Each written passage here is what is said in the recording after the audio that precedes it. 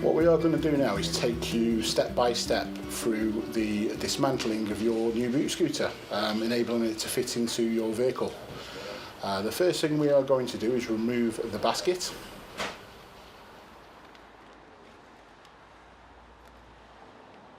We then place the seat down. We would then use the battery clip to release your batteries away from the scooter. Towards the rear of your scooter, you will then find a releasing clip.